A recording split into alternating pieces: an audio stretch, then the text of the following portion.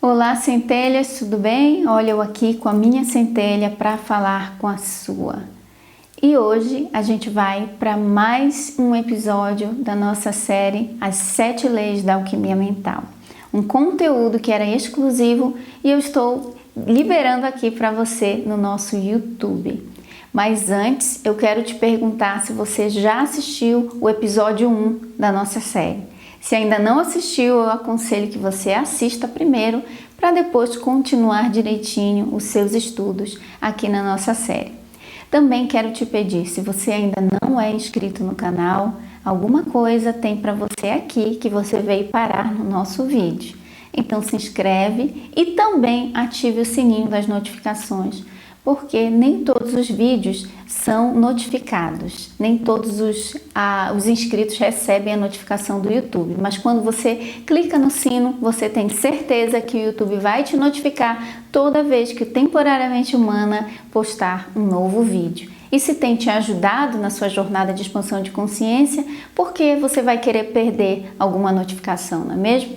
Bom, então vamos lá. Outro pedido que eu quero te fazer é que você aperte o dedo no like agora, antes de assistir o vídeo. Por quê? Porque eu tenho certeza que você vai gostar desse conteúdo e vai ser útil para você. Não se preocupe, se no final do vídeo você não gostou do vídeo, vai lá, tira o seu like, não tem problema nenhum. E isso vai também nos ajudar de uma forma ou de outra. Nós que produzimos conteúdo aqui no YouTube, eu e minha equipe te agradecemos. Bom, já preparou o seu caderno? Porque como eu falei no episódio 1, eu tenho certeza que essa série que a gente está liberando aqui, essa semana, em 5 episódios, ela merece um caderno só para ela, porque tem muitos conteúdos que você vai ter acesso aqui durante essa semana. Bom, esse conteúdo vai ficar disponível por tempo indeterminado aqui no nosso canal. Ele era um conteúdo de uso exclusivo dos nossos workshops fechados que acontecem nos e-mails. Então, se você nunca teve a oportunidade de ser nosso aluno em algum dos nossos cursos ou de fazer parte de algum dos nossos workshops gratuitos que acontecem periodicamente no seu e-mail, essa é a sua oportunidade de ter acesso a esse conteúdo exclusivo aqui no YouTube. Bom, já vou te adiantando que a aula de hoje fala sobre a primeira lei das 7 leis universais, que é a lei do mentalismo, que fala que o universo é mental, o todo é mental, é mente, é consciência. Nós vamos entender essa primeira lei hoje. Outro assunto também que vai ser abordado aqui nesse nosso segundo episódio da série, a origem de Deus. Você já parou para pensar de onde Deus surgiu? De onde surgiu esse conceito de Deus, de uma consciência criadora, de um criador? Então nós vamos ver sobre isso aqui no nosso segundo episódio. Nós vamos falar sobre de onde originou esse conceito de Deus? Quem é Deus? E eu já vou adiantando para você, se prepare, porque aquilo que você pensava sobre Deus pode ser abalado hoje, nesse episódio. Então, abre teu coração para ouvir uma opinião talvez diferente daquela que te ensinaram a vida inteira a acreditar. E talvez você encontre de verdade Deus onde você menos esperava. Prepara papel e caneta e o coração. E vamos lá. Até mais. Olá, centelhas! Olha eu aqui com a minha centelha, minha centelhinha, para falar com a sua. Hoje é a nossa segunda aula da nossa semana de estudos do workshop As 7 Leis do Universo. Estou muito feliz que você decidiu estar aqui. Nós estamos falando sobre as 7 leis herméticas, que são as 7 leis do universo. Eu nunca havia falado tão especificamente uma a uma das leis como eu vou falar essa semana aqui. Então eu vou falar uma a uma das leis, explicando elas como eu nunca tinha falado nessa sequência, dessa forma tão clara e específica aqui no canal. Então prepara o teu caderno, prepara papel e caneta aí, porque vai ter muito conteúdo para você, para contribuir na sua expansão de consciência.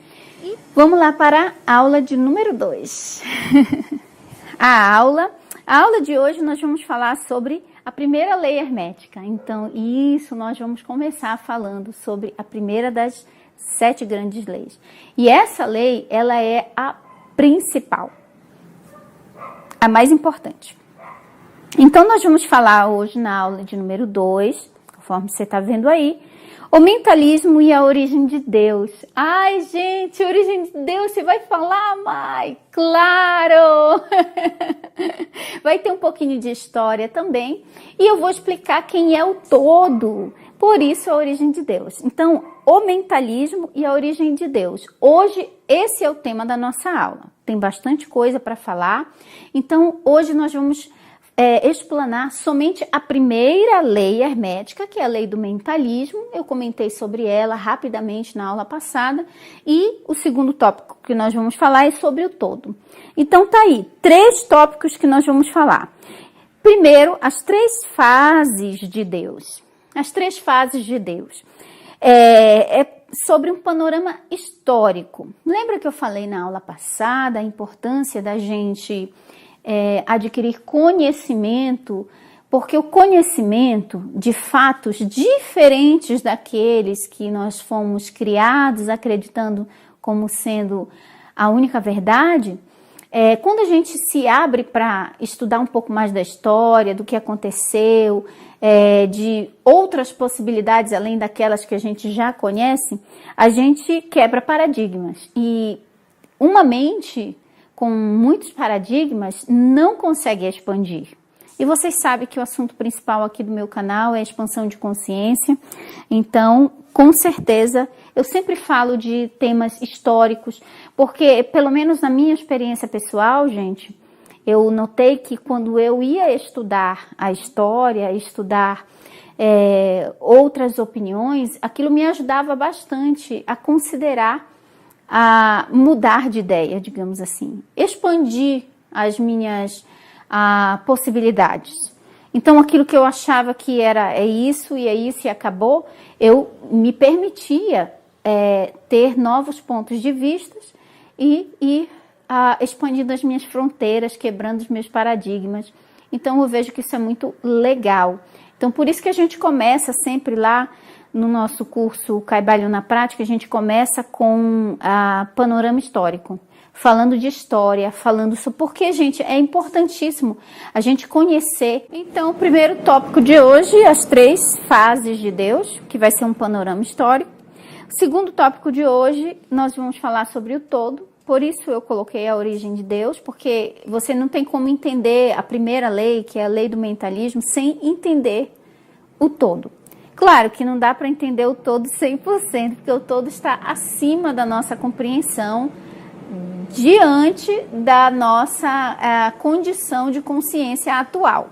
Mas é importante a gente entender sobre o todo, pelo menos ao máximo que pudermos, para que a gente compreenda então essa primeira lei, porque toda essa primeira lei está baseada no todo, em saber quem é o todo e que tudo funciona dentro da mente do todo.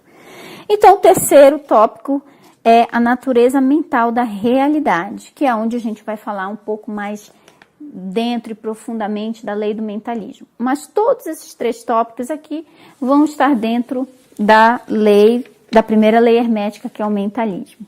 Preparados? Então, vamos lá. Vamos começar sobre as 3 fases de Deus. Eu dei esse nome para essas fases da história, que na verdade não são fases que passaram e acabaram. Ainda existem culturas vivendo essas fases em relação à identidade de Deus.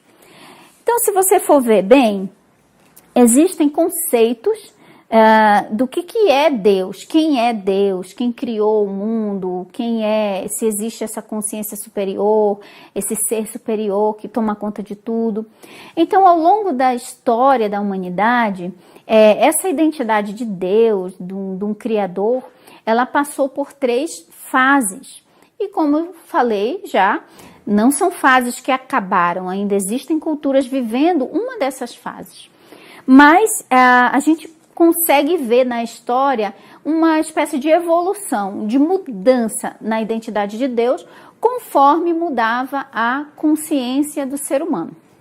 Então, na primeira, são 3 conceitos, na verdade, que existem de Deus, que nós vamos falar hoje, né? O primeiro conceito, que corresponde à primeira fase da identidade de Deus, é a fase 1, que é o conceito do Deus máquina. Conceito do Deus máquina por quê? Porque imagina Deus máquina como, não como um robô, mas como algo mecânico, algo que tem ciclos, né? Que segue um padrão, digamos assim. Então, seria uma máquina, não uma máquina de um robô, mas que segue um determinado padrão. Então, esse conceito do Deus máquina, era a forma que a sociedade, a consciência dos povos antigos via Deus. Então, aí eu coloquei subfases que se encaixam dentro desse conceito de um conceito de Deus máquina, ou de um Deus padronizado. A primeira subfase antigamente, os nossos antepassados viam os seus antepassados como divindades. Então, tem 3 imagens aí. Você vai ver ali no cantinho, aqui embaixo, esse desenho da Moana, aquele desenho da Disney, não sei se vocês já assistiram, um desenho muito bonito, por sinal, aonde está a Moana com sua avó falecida. Então, se você já assistiu o filme, você vai ver bem representado este conceito na primeira subfase da identidade, como os antepassados sendo as divindades. As divindades que guiavam, conduziam, protegiam os povos. Então, assim, os povos antigos, e eu botei de propósito a imagem do filme Moana, porque Moana ela é tribal, né?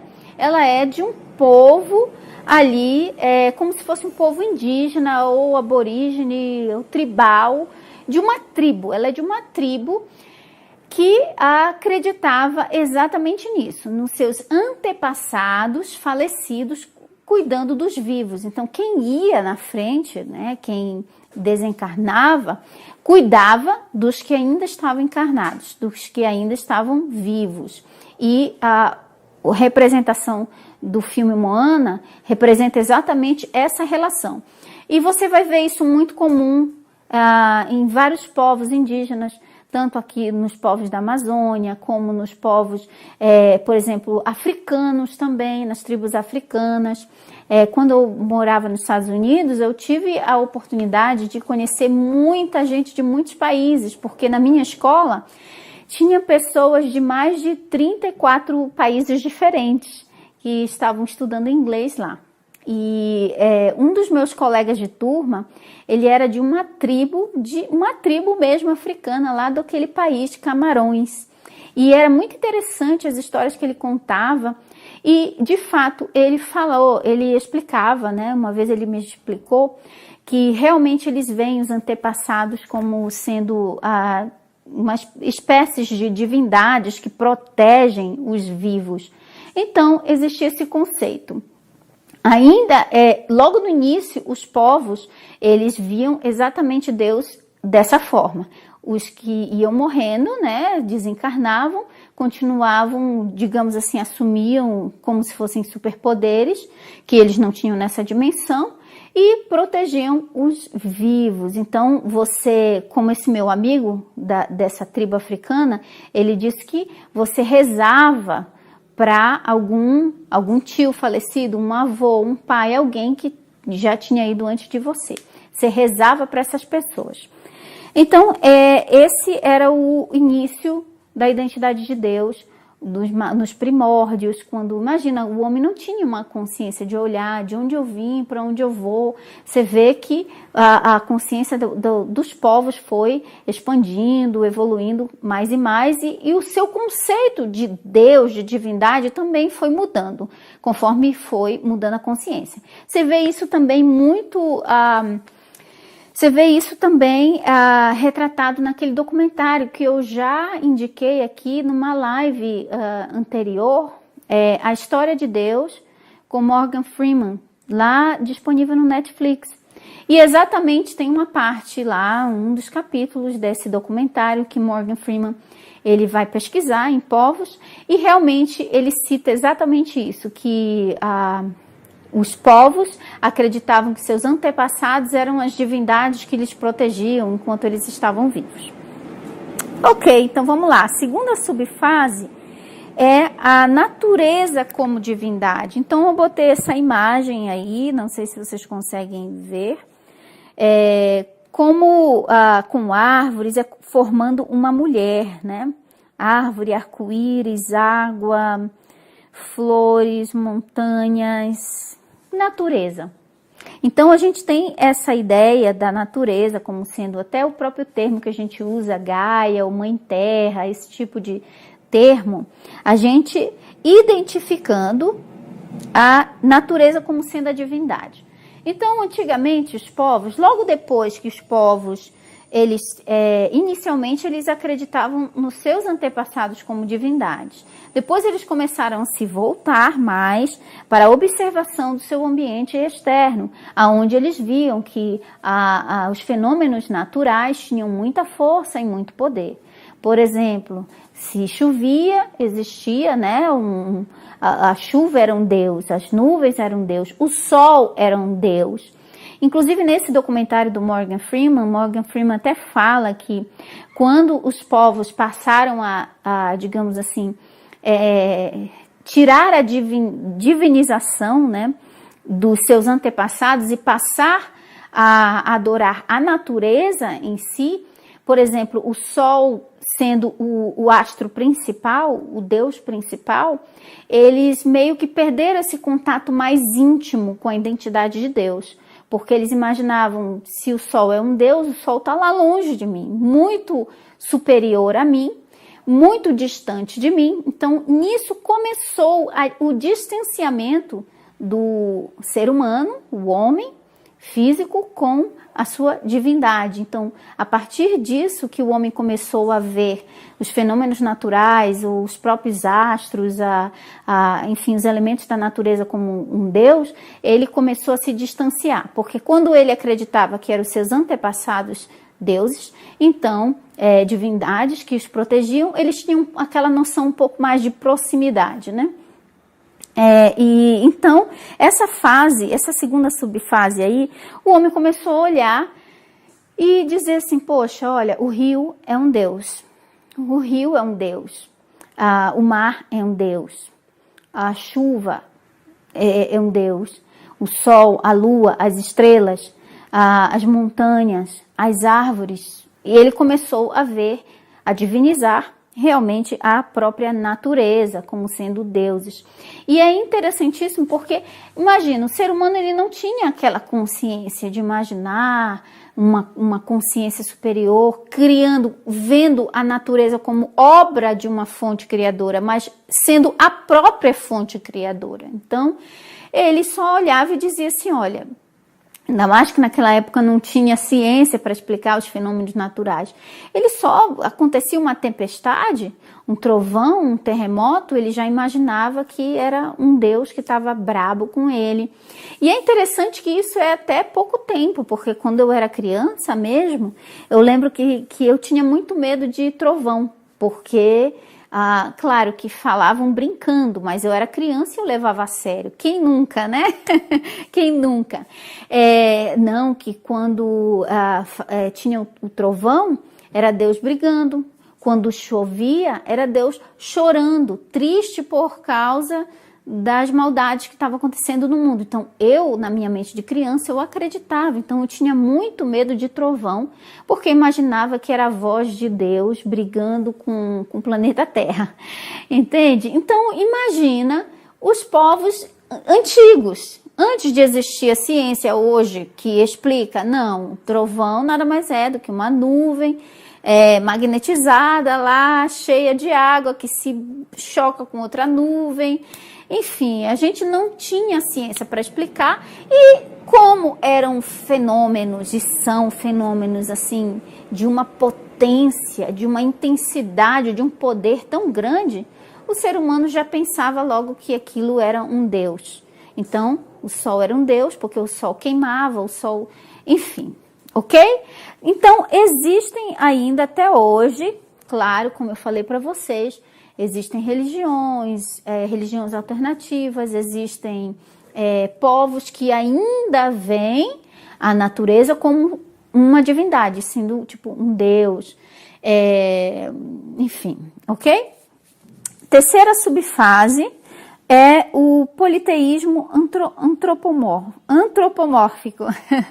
O politeísmo antropomórfico. Ainda dentro dessa fase, dessa primeira fase do conceito do Deus-máquina, que é um Deus automático, por assim dizer. Então, dentro dessa primeira fase do conceito, essa subfase, o politeísmo antropomórfico. Esse politeísmo antropomórfico, temos a imagem aí em preto e branco dos deuses gregos. Porque a Grécia é um dos exemplos, mas a cultura hindu também tem algo parecido com os deuses gregos, que são os deuses hindus, né?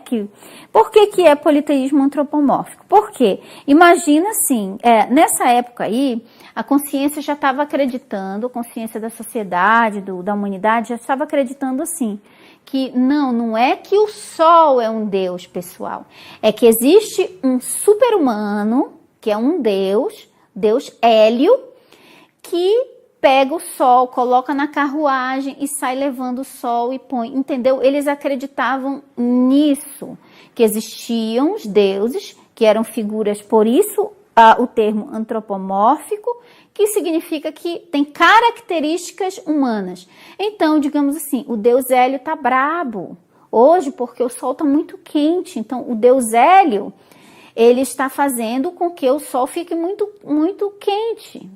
Ele tá brabo. Aí existia a deusa da primavera, que era a deusa que trazia a primavera. Existia o deus do raio, né, o Thor. Então, todos esses deuses, até da mitologia greco-romana aí, até viraram até hoje ícones, símbolos, arquétipos. Mas está dentro dessa primeira fase do conceito do Deus-máquina. Então, realmente, o ser humano teve a época de realmente acreditar que existiam super-humanos lá no seu Olimpo. Zeus, por exemplo. Zeus seria Deus, que em muitas comparações você pode verificar aquele conceito do Deus Jeová muito parecido com Zeus. Né, que tinha o seu filho do lado dele, sentado num trono, uma figura máscula, entende? Que quer ser adorado, que quer ser venerado, um Zeus. Então, por isso, o termo que a gente usa antropomórfico, porque tem características de seres humanos. Então, nessa fase, eles já sabiam que existe o rio. Os mares são apenas água, mas quem controla os mares é o Poseidon, o deus Poseidon. É ele que tem o cetro de controlar o mar. Então, essa foi a terceira subfase. Você está vendo como foi mudando o conceito de Deus conforme mudava a consciência do ser humano ao longo da história e do tempo? Como eu falei para vocês, não quer dizer que esses conceitos foram extintos. Ainda existem culturas que acreditam. Claro que hoje em dia, bem menos nessa questão dessa terceira subfase aí. Eu acho que não tem mais ninguém acreditando que o sol nasce porque tem um deus chamado Hélio, põe o sol dentro de uma carruagem e sai levando o sol para lá. Não tem. Inclusive, gente, o filme que eu já indiquei aqui é um desenho animado, mas é um desenho animado que tem uma crítica social importantíssima. É o desenho Pé Pequeno. E fala exatamente disso, que essa comunidade de Yetis, né, homens da neve, que viviam isolados lá no alto da montanha, eles acreditavam que que o sol era um caramujo. era uma lesma, né? Um caracol que ia devagarinho, andando, fazendo a volta, e esse sol só ia nascer se alguém batesse na determinada hora num prato de metal lá. Se não batesse nesse prato, o caramujo do sol não ia nascer. Então você vê um pouco disso aí, de como que conforme os paradigmas vão sendo quebrados e a consciência vai crescendo, vai expandindo, ela vai vendo quão absurdo eram as coisas que ela acreditava, né? Só que, gente, parece absurdo para nós hoje em dia, porque nós já temos a ciência, nós já temos várias fontes, né, de conhecimento que tornam até, de certa forma, ridículo algumas crenças, né? Mas a gente tem que levar em consideração que essas pessoas das quais nós estamos falando aqui representam níveis de consciência que a humanidade estava na época, tá? Elas estavam na época. Então, assim, é legal a gente acreditar nos antepassados, de certa forma. É legal a gente ver a divindade na natureza também, até certo nível, de certa forma, porque também tem, com certeza, a natureza expressa também o todo, a fonte criadora. E, então, vamos lá para nosso outro slide. Nós estávamos na primeira fase de Deus, que era o conceito do Deus-máquina, onde a gente viu 3 submodalidades aí de como Deus era visto. E aí a gente chegou na fase atual, né? A fase que mais hoje em dia predomina, digamos assim, é o mainstream da identidade de Deus na atualidade, que é a fase 2, que é o conceito do Deus pessoa. Conceito do Deus pessoa, que está o monoteísmo antropomórfico. O monoteísmo antropomórfico, representado aí pelas 3 maiores religiões, e não falo aqui de forma alguma desrespeitosamente a nenhuma das religiões, tá? Apenas estou citando aqui filosoficamente, socialmente, sociologicamente, digamos assim, e historicamente, tá? Então, existiam aqueles povos lá, né, gente? Os povos que ou acreditavam que seus antepassados eram divindades que lhes protegiam, lhes ajudavam de alguma forma, lhes prestavam auxílio espiritual, ou aqueles povos que viam a própria natureza como sendo um deus, uma divindade, ou o politeísmo antropomórfico, que foi quando existiam os deuses greco-romanos, não só na Grécia e em Roma que tinham esses deuses, também no próprio hinduísmo, quando você vê, olha, existe um deus Brahma, Shiva, existe o deus Ganesha, o Lorde Ganesha e tal, então um deus macaco, um deus isso, daquilo, cada cultura tinha ali uma forma de ver. Então veio essa fase. Então os povos eles eram assim, ou eles acreditavam que a natureza era um deus, ou seus antepassados, ou que existiam esses inúmeros deuses antropomórficos. E aí nasceram as religiões monoteístas, aonde dizia não é o teu antepassado, não é um deus, não é uma divindade. A natureza não é uma divindade. E muito menos tem tudo isso de Deus, um Deus para o sol, um Deus para a água, um Deus para a lua, um Deus para a terra. Não tem, é só um. É um só que acumulou todas as funções. Se existe um, ele criou tudo e os teus antepassados não são deuses, não são divindades. Entendeu? Então veio essas religiões. Primeiro ali o judaísmo, né? As religiões chamadas abraâmicas. Na verdade, essas 3 religiões aqui, elas podem ser consideradas abraâmicas, que vieram, de certa forma, de Abraão, tá? Que é o judaísmo, o cristianismo, representado pelo peixinho aí, e o islamismo, tá? Como religião.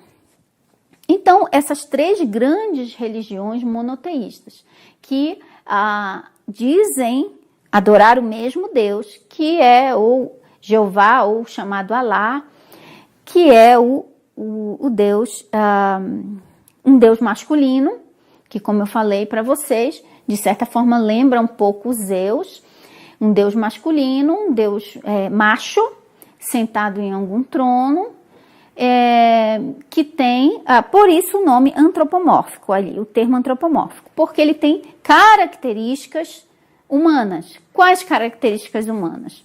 Não físicas em si, mas ele sente ciúme, ele é vingativo, ele se vinga dos outros povos, ele castiga ou ele premia, ele tem preferências, ele tem um povo que é o único povo que ele gosta, os outros povos são pagãos,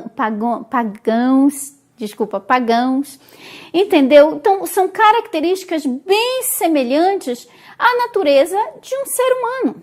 Só que ele é mais inteligente, ele é maior, tem mais poderes, só que ele sim sente ciúme, ele manda matar outros povos, ele entende? Então, por isso, característica antropomórfica, porque o ser humano que sente raiva, que manda matar, que se vinga, que tem ciúme, que quer ser reconhecido, que quer ser adorado, que é um deus ego, é um deus egóico.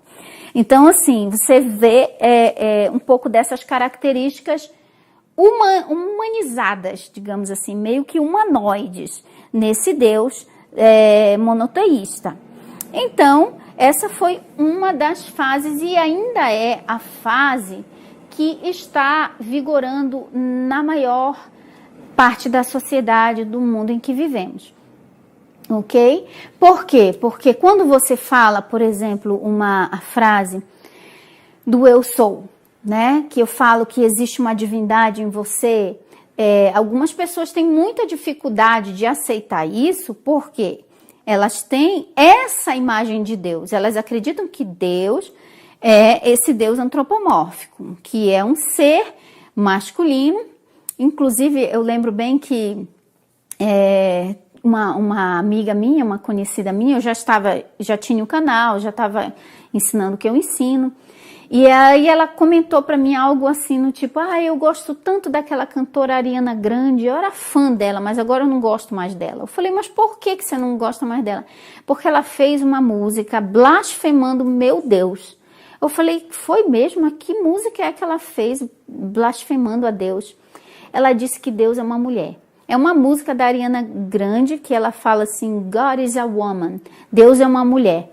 Então, para essa minha amiga, foi uma blasfêmia terrível dizer que Deus era mulher. Então, imagina. Então, o Deus dela é exatamente esse aqui, bem antropomórfico e macho. Ele só é homem. A energia feminina não tem nada a ver com Deus. Entende? Então, dentro dessas três religiões, existe um pouco disso, tá? De um Deus macho, tanto que você vê, tanto no judaísmo, como no cristianismo, como no islamismo, uma predominância da energia masculina, onde a mulher é inferior, a mulher tem que ser submissa. Por quê? Porque o Deus deles é macho, o Deus dele é homem e tem que ser, né, adorado. E aí você vê, gente, muitas coisas que nascem, porque se você pensa que Deus manda matar, que Deus gosta que mate, que Deus sabe que justifica-se a mortandade, o assassinato de vários outros povos que são infiéis, você acredita que Deus é assim, você vai ser assim também. Do jeito que você acredita que seu Deus você vai se transformar também. Entende? Então, isso eu digo porque se você for estudar na história desses povos, apesar de que eu admiro demais o povo judeu, até porque eu falei para vocês que eu estudo a Cabala judaica, mas lembre-se, gente, dentro de cada uma dessas religiões existe o cerne dessas religiões que iniciou tudo, que é um outro conceito de Deus, que não é o conceito literal, porque cada uma dessas religiões, elas têm o seu livro sagrado. Só que o que acontece é que a interpretação, quando ela é literal desses textos, gera esse tipo de coisa. Mas quando você faz uma interpretação mais simbólica, por exemplo, a Cabala judaica, ela já vai interpretar ali os escritos sagrados de uma forma diferente do que muitos judeus, no geral, interpretam. E dentro do cristianismo, você já vai ter ali a gnoses, onde vai interpretar um cristianismo já mais que eles chamam de místico, inclusive, que era combatido muito pela própria igreja cristã, dizendo que os cristãos que eram gnósticos, que eram os cristãos místicos, eram cristãos blasfemos, que não era isso, porque eles interpretavam a Bíblia de uma forma mais metafísica, mais simbólica. E dentro do islamismo também, gente, inclusive tem o poeta Rumi. O poeta Rumi, ele é a representação do islamismo metafísico, onde não é o conceito do Deus pessoa, não é um conceito de um Deus antropomórfico, é um conceito de um Deus mais cósmico, que, por falar nisso, é a próxima fase, que é a fase que nós estamos vendo ser mudada agora. Então, está mudando, a tendência é para que essa terceira fase seja mais à frente, vai demorar ainda alguns anos para que ela seja predominante, mas já estamos no caminho, já existem muitas pessoas se voltando para esta nova identidade, forma de ver a Deus, que é a terceira fase, que é a fase 3, o conceito do Deus cósmico. O conceito do Deus cósmico, que é aí que entra o conceito do todo, para que a gente entenda quem é o todo. Então, o conceito do Deus cósmico, existe aí esse símbolo, que é uma mônada. Mônada. Esse símbolo da mônada, também chamada de mônada sagrada, ele é utilizado pela Helena Blavatsky também, naquele seu livro A Voz do Silêncio. Ela explica esse conceito de mônada. E essa mônada, ela representa esse desenho que eu mostrei para você, que é um pontinho primordial no meio e um círculo ao redor. Então, imagina, o conceito de mônada seria assim: se você está diante de um lago, e esse lago, ele está com a água calma, sem nenhuma onda, e você joga uma pedrinha, jogou a pedrinha bateu na água, entrou na água, vai se formar várias ondulações, vários círculos a partir do impacto deste primeiro ponto com a água. Então, infinitos círculos se formam. Então, seria essa a ideia, a analogia usada para dizer como que o todo criou tudo o que há. Então, de um único ponto, que seria esse pontinho no meio, vários outros universos, vários outros seres e realidades foram se formando desse círculo, e círculos maiores e maiores e maiores e maiores, sempre com um único ponto de início. E esse conceito de Deus cósmico representando a consciência primordial e amorfa. Consciência primordial, que é uma consciência única, que iniciou tudo, que dela originou-se todas as outras consciências. Eu já falei aqui numa live anterior, inclusive foi uma live da semana passada, onde eu expliquei, usando o exemplo de um bloco monolítico. O bloco monolítico seria um único ser, uma única consciência, um bloco único, que esse bloco sozinho, ou essa consciência, esse ser amorfa, uma consciência amorfa no sentido de ser sem forma física, não tinha uma forma física, mas era existente, estando só, sendo a única coisa que existe, explodiu-se ou expandiu-se, fragmentando-se e transformando-se em tudo o que há, criando a partir da sua própria consciência primordial outras subconsciências ou microconsciências que são ele mesmo se experimentando por perspectivas diferentes. Então, imagina como se o todo se fragmentou, não no sentido de se separar, porque ele continua conectado, interligado, e aí entra a física quântica como emaranhamento quântico. Entendeu? Então, esse é o conceito do Deus cósmico.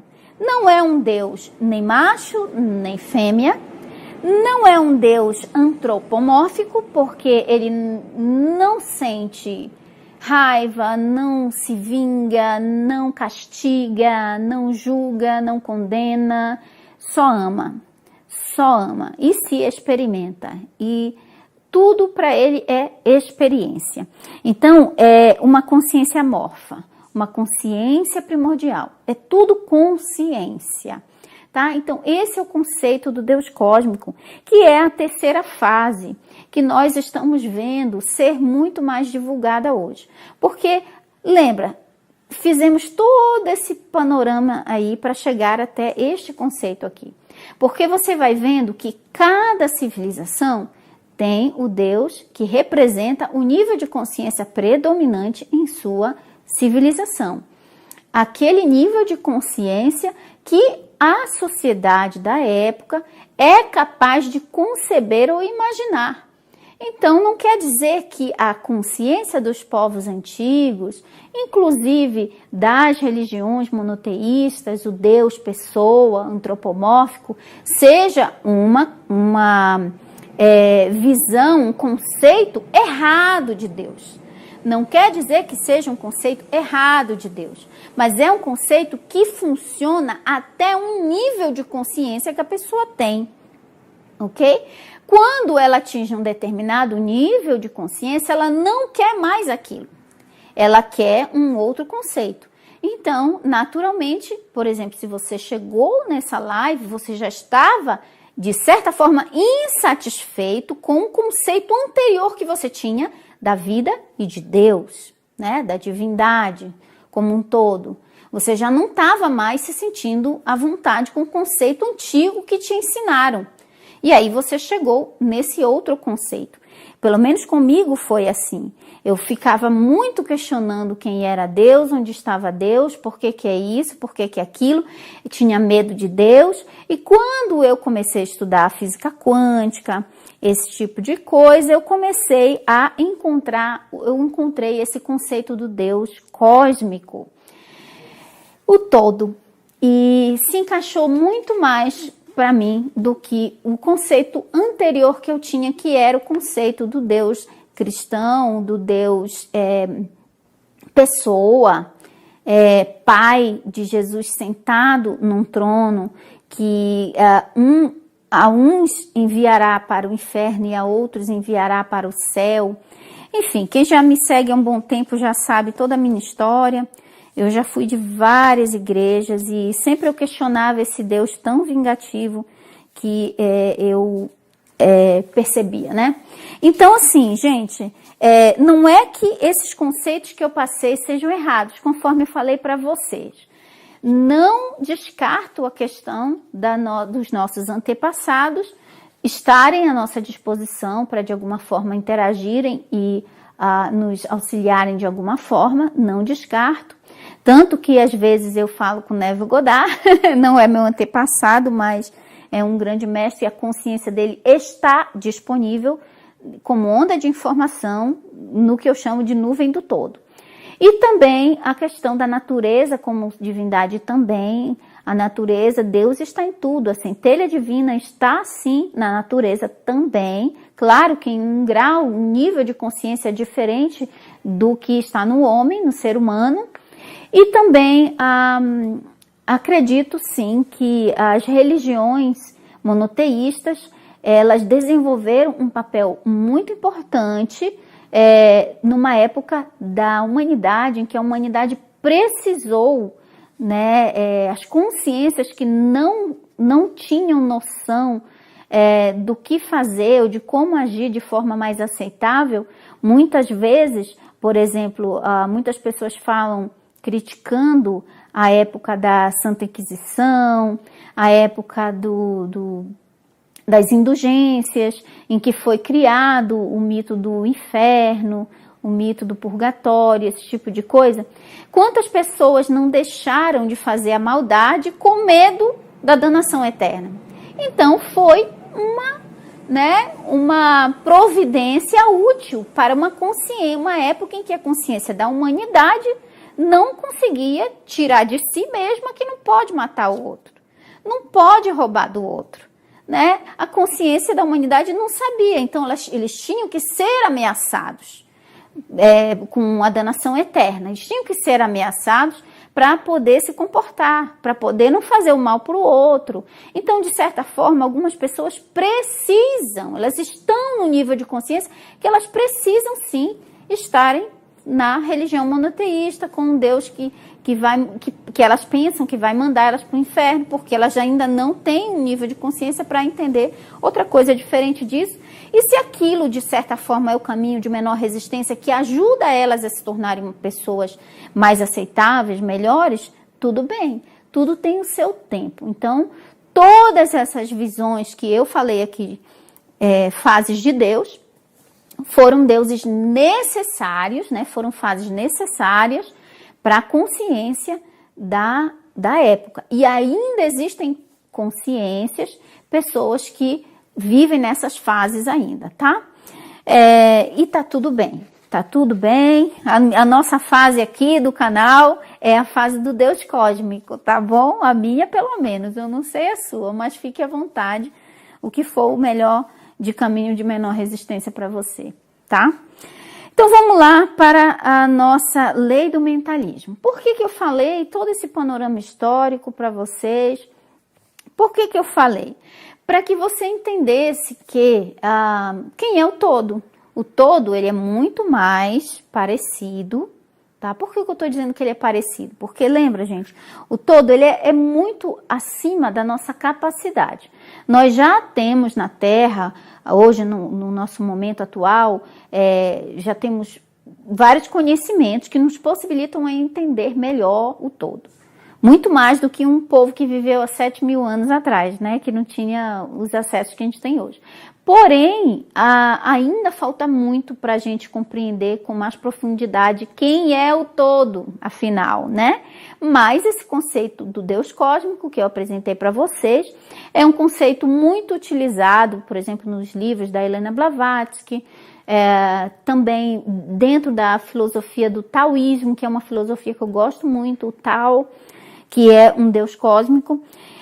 Então, explica de uma forma mais satisfatória do que as outras, eu diria assim, mais parecida com o que é a descrição do todo. Então, vamos lá. A lei do mentalismo, vamos aí para o nosso outro slide.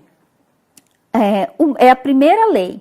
Essa primeira lei, ela é a mais importante de todas, porque tudo acontece dentro da mente do todo.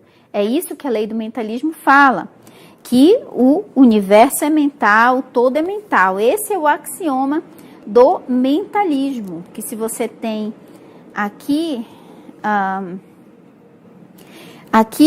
na página 41, que vai começar a falar do mentalismo. O axioma é: o universo é mental, ele está dentro da mente do todo. Então, ele fala que, ele começa falando um pouco sobre o todo, quem é o todo, que o todo é espírito, mas o que é espírito? É uma palavra que pode ser usada hoje, é porque o espírito é o oposto da matéria. Aquilo que é matéria, que é sólido, e aquilo que é espírito, que é invisível. Então, seria substância amorfa, né, que é um termo da física quântica. Uma substância amorfa, uma substância sem forma, uma consciência. É isso que é o todo, uma consciência primordial. Então, tem esse desenho aí, que é claro, apenas uma representação, gente, apenas uma representação. Esse desenho, porque nós somos muito visuais, a gente precisa de representações físicas para entender o não físico. Então, esse desenho aí que você vê, uma cabeça e um cérebro, por assim dizer, né? Então, imagina que o todo é esse ser. E dentro da mente do todo, funciona tudo. Existe o universo. Não só o nosso universo. Lembra na aula passada que eu falei que existem mundos e vários mundos, infinitas possibilidades dentro da mente do todo. Então, nós somos o quê? Formas, pensamentos dentro da mente do todo. Somos como se fôssemos sonhos dentro da mente do todo. Tudo que está acontecendo, acontece dentro da mente do todo. Nada acontece fora do todo. Então, o todo é o sistema aonde tudo acontece, tudo é operado, não só o planeta Terra. Como diz o próprio livro Kybalion, que a gente leu na aula passada, que o planeta Terra é só um grão de areia na mente do todo. é menos que um grão de areia dentro da mente do todo. E, por exemplo, gente, pense bem, se um roteirista de Hollywood que cria esses filmes, o Steven Spielberg, gente, quantos filmes o Steven Spielberg, já criou? Muitos. Ele criou o Indiana Jones, ele criou o Parque dos Dinossauros, teve 1, 2, 3 e 4 Parque do Dinossauro, ele criou o filme Tubarão, ele criou vários filmes ao longo da carreira dele. Tudo aquilo saiu da mente de Spielberg. Olha quanta coisa! E os roteiristas de Marvel, gente? E quem escreveu os heróis da Marvel? Quanto herói poderoso, quanta infinita possibilidade que saiu da mente dos roteiristas da Marvel. Como é que da mente do todo vai sair só o planeta Terra? Vai sair só o ser humano que não entendeu? Não dá. Pouca criatividade esse todo tem, então, né? Mas com certeza tem bem mais criatividade do que um roteirista de Hollywood. Se o roteirista de Hollywood é capaz de criar os heróis da Marvel, imagine o todo. Tudo que sai da mente do todo é infinitamente mais maravilhoso ainda, tá? Só que a gente só tem acesso àquilo que o nosso nível de consciência nos permite. Então, claro que o todo é um nível, é o topo da escala de expansão de consciência. As consciências estão evoluídas, subindo a escala em éons de tempo para chegarem novamente, entrarem em fusão com o todo novamente, tá? Então, este é o exemplo. Por exemplo, imagine um exercício aqui que a gente faz. Se a gente disser assim, olha, fecha os olhos, agora se imagine em Nova York, você está em Nova York, você está olhando de longe a Estátua da Liberdade. Como é a Estátua da Liberdade que você está vendo? Tem pessoas passando também ao seu redor, porque você está em Nova York. Nova York é uma cidade lotada. Você está vendo ao longe a ilha da Estátua da Liberdade. A Estátua da Liberdade você está vendo lá. Ok, abre os olhos. Você não criou um mundo, uma Nova York, uma Estátua da Liberdade, pessoas passando à sua volta, só nesse pequeno exercício que nós fizemos? Então, todos nós somos esse exercício dentro da mente do todo, existindo dentro da mente do todo. Vamos para o nosso outro slide. Então, nós temos aqui, dentro da lei do mentalismo, esse desenho aqui que eu tenho para explicar para vocês, que eu sempre uso esse desenho aqui, que é o desenho onde tem o teu eu superior e o teu eu inferior. Então, existem essas dimensões diferentes dentro da mente do todo. Tudo está acontecendo dentro da mente do todo. Então, aqui é para explicar os 3 aspectos do ser, tá? Esses 3 aspectos do ser. Primeiro, o todo, que originou tudo. Do todo se expandiu, fragmentando-se, criando dessa consciência primordial, criando as microconsciências que eu chamo de centelhas divinas. Então, ou eu superior, porque no livro Kybalion ele usa o termo eu superior e eu inferior. Então, quando você lê eu superior, está se referindo à centelha divina, à alma, à consciência que originou o teu eu físico. Então, a primeira consciência que originou o teu eu superior foi o todo. O todo emanou uma porção de sua consciência, um foco de atenção e criou as microconsciências ou as almas ou centelhas ou eu superiores. E por sua vez, os eu superiores ou centelhas ou consciências projetaram mais um pouquinho de si, igual o todo fez para criar elas, que elas são pequenas porções da consciência do todo. E aí, só que essas pequenas porções da consciência do todo, gente, já é muito superior a nós, a esse eu físico. As centelhas podem muito mais, são muito mais parecidas com o todo. Então, o todo, que é uma porção maior, uma consciência maior, botou seu foco de atenção criando microconsciências consciências menores que já são muito expandidas mais do que a gente. E essas consciências emanadas diretamente do todo emanaram de si mesmas o eu inferior, que é uma porção de consciência que eu sempre digo que é apenas porque é um termo usado na Cabala judaica, que é 1%. Então, esse 1%zinho de consciência, que é mais limitada, e é por isso que a gente não consegue ter todo o conhecimento de quem é o todo. O tua centelha sabe muito melhor do que você quem é o todo, porque a gente só consegue interagir com o não físico, com o todo, conforme o nosso nível de consciência nos permite. Por isso que lá no início aqui da nossa live eu fui falando dos tipos de interação com o não físico, enfim, com o todo de alguma forma. São caminhos que a consciência vai trilhando até ela chegar a entender quem é o todo. Então, é dessa forma que funciona a lei do mentalismo. Então, por isso que existe dentro das teologias, dos livros sagrados, 3 em 1. 3 em 1 é exatamente esse desenho aqui. O todo, que é a consciência principal, que é representado ali pela figura de Deus Pai. O eu superior, que é a consciência emanada do Deus Pai, ou da consciência maior, ou Deus Mãe, porque na verdade no Kybalion fala mais que é mais como a consciência mãe, que emanou o filho, que seria ali, por exemplo, utilizando a analogia mais conhecida, da maior religião mais conhecida, que é do cristianismo. Então, todo seria representando o pai, o eu superior representando o filho, ou Jesus, e o eu inferior representando eu e você, representando o nosso eu físico. Por isso, ninguém vem ao Pai senão por mim.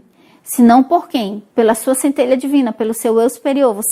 É por isso que as pessoas tentam chegar a Deus, tentam chegar ao todo, sem recuperar a sua identidade de eu superior. Porque quem te conecta diretamente com o todo é o teu eu superior.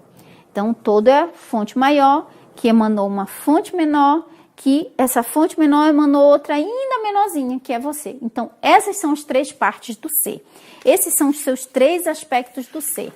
E na tábua esmeralda, que é a tábua escrita, pelo menos alega-se que foi Hermes Trismegisto que assinou a tábua, ele termina assinando assim: por isso eu sou chamado de Hermes Trismegisto. 3 vezes grande, né? 3 vezes grande, porque juntou as 3 sabedorias do ser. Ou seja, ele entendeu esses 3 aspectos do seu ser.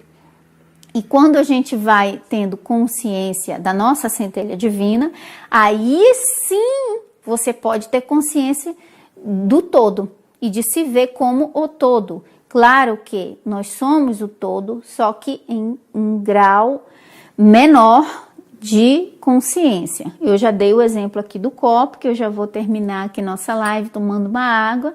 O exemplo do copo, imagina que todo é o oceano, aí você vai lá e pega um copo, que representaria o teu corpo físico, e enche com a água do oceano. Você pode levar esse copo para qualquer lugar, e tudo que tem no oceano você vai encontrar nessa porção de água que eu tirei do oceano e está dentro desse copo.